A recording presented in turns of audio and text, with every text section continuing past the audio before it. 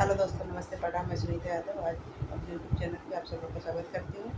और आज आप लोग के बीच में मेरी दीदी कहारवा गीत लेके आ रही है। नाची कर का कहारवा गीत है, भाभी लोग के ऊपर है, हंसी मजाक गीत है। और कैसा लगेगा आप लोग कमेंट बॉक्स में जरूर करना, लाइक सब्सक्राइब शेयर जरूर करना और अपने प्यारे आशीर्वाद जरूर देना कि आप लोग को कैसा लगा।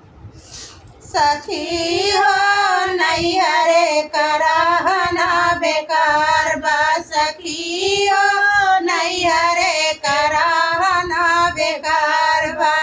माई जे होती त डौरी लूग साजती, माई जे होती त डौरी लूग साजती। सखी हो भाऊजी डगरिया लैके ठाड़ बा, सखी हो भाऊजी गठरिया लैके ठाड़ बा। सखी हो नैहरे कराहना बेकार बा, सखी हो नैहरे कराहना बेकार बा।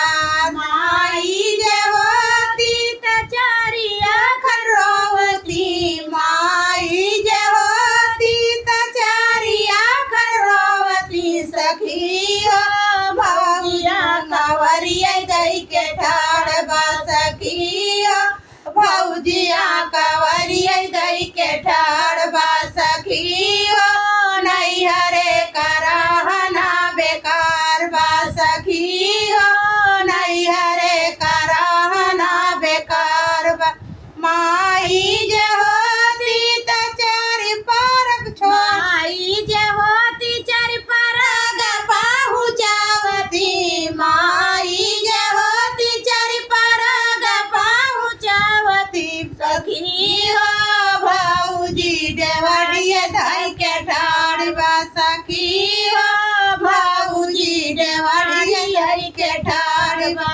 सखी हो